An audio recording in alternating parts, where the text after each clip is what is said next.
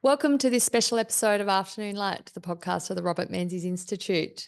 In today's episode, I'm joined by Maya Khurana, who is a participant in the Menzies Early Career Network this year. This new unique network has offered Australian university students an opportunity to engage with Menzies era history while connecting with like-minded peers and respected figures in the field of Australian political history. As part of their involvement in the program, the 2024 participants contributed chapters to a very special book we will release next year, Finding Menzies, a new generation's inspiration for foreign affairs, social policy and political thought. Maya's chapter is on redefining Australian middle class identity. Maya, why did you choose this topic? It sounds great. Yeah, I was actually personally inspired by this topic. I was actually working at the CIS. I recently have moved on from that, and it was my boss, Tom Switzer, who first told me that I am living proof of the Australian dream. I never heard that word before. Obviously, I've heard of the American dream, not the Australian dream. But my parents came here as immigrants with nothing to their name, debts back to their country. And actually reading Menzies, Forgotten People, I think that's what everyone kind of starts off with Menzies. I think he's widely known for the Forgotten People broadcast. And reading that, I actually started to see the similarities of the Forgotten People of Menzies' time to now. And I think this has been a big shift in immigration. I think a lot of the middle class now are immigrants who have come to Australia for a better life. My parents, I think, are living examples of the Forgotten People. They built up their own businesses, really invested in my brother and my education, sent me and my brother to good schools. And I think they are living examples of Forgotten People. And I think a lot of people now embody Forgotten People. Yeah, so it's interesting, the Forgotten People as a concept. I mean, I talked to one of the other participants who was talking about sort of idea of John Citizen. It's like the everyday person. It's someone who's not represented by a particular group, like trade union or big business or farmers. That they're just the everyday Australian. Something Menzies talks about too is that he doesn't want there to be a class war. It's not about class and the working class up against the upper class and the sort of middle class sort of being smashed in the middle. How did the Forgotten People as a concept, and I guess the broadcast, try and shift the political debate away from class conflict to something different, do you think, Maya? I think Menzies tried to bring the political discourse beyond the decisive rhetoric of class conflict by rejecting the binary frame of rich versus poor in Australian society. So highlighting the middle class as the moral and economic backbone of the Australian nation. The United Australia Party was really focused on the upper middle class and big business, where Menzies sought to highlight the ignored middle class, a group that I think many Australians could imagine themselves being a part of, even if they'd never thought of themselves being a part of that in like those terms. This construct has really remained a big part of the Liberal Party as to today. John Howard's, Butler's and Scott Morrison's Quiet Australians. We still see that rhetoric being used even till today. And I think the term Forgotten People was a term for people who were being overlooked despite their contributions to Australian stability and prosperity as a whole. However, there was tension in his approach. When you're bringing up a topic like this, you ultimately do bring class conflict to the table. Yeah, But because he really quite openly yeah. talks about the middle class, doesn't he? So Yeah. he's talking about the salary earners, the shopkeepers, these are the middle class. And yet he's saying we don't want to talk about class. So it's a bit of a tension there, isn't there? Sort of inherently contradictory. Yeah. So Menzies really tried to then reframe it as the middle class not just being in economic terms, but embodying specific moral values that the nation should reflect also, not just the middle classes themselves, that the other classes can learn from, like individual responsibility, frugality, and self-reliance. I think are really big points that Menzies was driving. And I think this redefining of class identity while simultaneously trying to challenge the class notion, um, you know, particularly with socialism and wealth distribution in the time, I think that's what Menzies was trying to overcome. Yeah, it's interesting, this moral element of the middle class, of the forgotten people, that their values and their virtues were sort of a higher echelon than other parts of the community, and that we should sort of model them as the kind of ideal Australians. So, people who work hard for a living, educate their children, care about education, care about their neighbour, that they, aren't just focused on money, that they see the bigger picture, they see the importance of democracy. There are these sort of inherent virtues, and there's an elevation of their status through his Forgotten People broadcasts, isn't there? Yeah, exactly. And their patriotism too, a love of country. Yeah. Yeah. Um, why? So Menzies talks about home's material, home's spiritual, and he, he sort of encapsulated a lot of his ideas around the importance of the home. Why do you think that was important in Menzies' formulation? Well, for Menzies, the home symbolized so much more than economic stability. It was the cornerstone for moral and civic responsibility. He described, as you said, the home, material, home, spiritual, home, human. And for him, material meant the tangible investment. For human, it was a place for nurturing a family and growing a family. And for spiritual, was a foundation of values for stability. So home ownership, in his view, cultivated independence, accountability, and pride within oneself, which aligned with the middle class he was trying to push, the values that he was trying to push. And the home served as so much more than just a home. It served a purpose for the nation. It reflected the values for societal cohesion that he really wanted to emphasize. Menzies tied home ownership to Australian patriotism, where he was seeing it both as a personal achievement to own a home, but also as a civic duty where you should be able to protect and own property.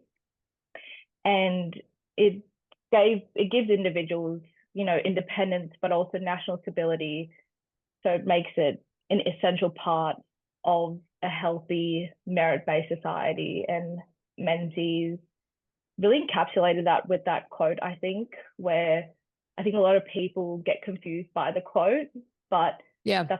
I think he's trying to conceptualize how important it is for individuals themselves, but also the prosperity of Australia. Yeah, and that Australia is, I mean, it's a country made up of people, but that kind of core element of the home is that building block that makes Australia Yeah. the whole that it is. And it's a way of sort of understanding how relationships interact, and how you have a healthy democracy in society. Prosperous society is sort of based on these very important, intimate relationships around your home, and its physicality, its spirituality, and its interpersonal relationships. How does he conceive of progress in the Forgotten People broadcast? Because this is really interesting. He talks about being, social justice and being progressive, and those terms today have a very different meaning than the meaning they would have had in the 1940s, don't they, Maya? Yeah, exactly. Like, so Menzies' vision of progress was really centered around the values of personal responsibility, meritocracy, and individual effort. He saw progress as the collective achievement of society as a whole, which were driven by the aspirations and the hard work of the middle class. Education was so pivotal to this. And I think, as we were talking about, that it's changed. I think education still is as important as it was in the 1940s, probably even more now with all the advancements that we have, but enabling individuals to upskill themselves and achieve upward mobility through education was really important for him. And when you have progress like that, it does drive national progress. And Menzies rejected that state intervention and collectivism was ultimately a bad thing for society and individuals because it, creates threats to genuine personal achievement or entrepreneurship as a society. And yeah, I think when we're talking about how it's changed a lot, I feel like maybe it's changed in the sense of how we are as a society, but these views are more true than ever today. Yeah. With today's progress often encompasses societal goals, equality, diversity, and environmental sustainability. But now, Menzies' time, he was talking about the progress of individual effort and merit, and we can change it so that modern views can encapsulate what Menzies was talking about while also thinking about the challenges that we face today and trying to see if there are any systemic reforms that we can try and address to challenge structural inequalities. Yeah. What about the concept of merit in Menzies' beliefs and around the middle class identity? How do you see that sort of concept pervading even our contemporary values and ideas? Yeah, so meritocracy was the foundation of Menzies' whole philosophy, not even just the forgotten people. I think that was something that he carried throughout his whole political career, because it appealed to universal aspiration, not just talking about Australian aspiration. It's I think a goal for many people, or the goal of many societies around the world. The idea that individuals can succeed based on their abilities and efforts rather than societal or economic backgrounds, I think is a really important thing. Menzies really positions the middle class as exemplifying the meritocracy, where the values that they had were hard work, frugality, and ambition were really important. The aspect of this pitch has proven to be really influential in the Liberal Party ideology till today, and Australian political culture more broadly. Like many policies around education, home ownership, and economic stability have always reflected Menzies, and it's not just for the Liberal Party, it's also the Labor Party who have also been influenced by these notions and these policies that Menzies championed back in the day. Political campaigns, like I said before, Howard Butler's and Abbott's army really demonstrate how leaders have drawn upon Menzies' rhetoric, reinforcing that meritocracy and the middle class drives national progress. Even beyond the Liberal Party, Albanese in his first press club after winning the 2019 election said that the Liberal Party lost because they forgot about the aspirational middle class and the meritocracy that was built the Liberal Party as its own. And, you can even say meritocracy now, like the referendum that we just had recently, that I think why a resounding amount of people voted no is because people believe in individual merit of people and that we should all be equal as one as a society. And Menzies was one of the first Australian politicians to champion that and really drive it home and resonates. I think it will transcend through society, Menzies' words. It's interesting, Maya. Menzies talks about lifters and leaners in the Forgotten People broadcast. So we want a country of lifters, that hardworking people, not leaners, so people who just are lazy and rely on the state and don't want to look after themselves. When Joe Hockey was treasurer 10 years ago or so, he used that phrase and got condemned for it. Do you think some of these Menzies values don't read well today, or was it just just a bit of political hit job?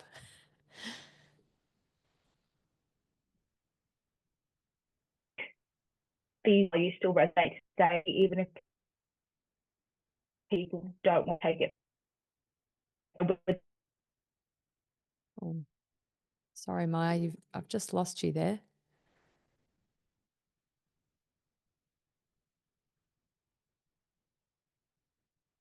Hi, Maya, are you there?